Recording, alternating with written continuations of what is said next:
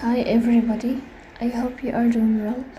Today we will talk about how to fix or how to solve the problem of keep stopping on Netflix. We click on settings, then we click on apps, default apps, app settings. On above you will search for Netflix app.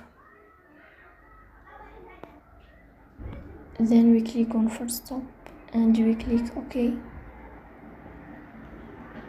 Here you will click on storage.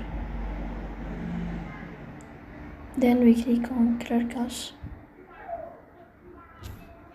In the end you will turn off your phone and you will wait a moment to restart your phone again to fix that problem.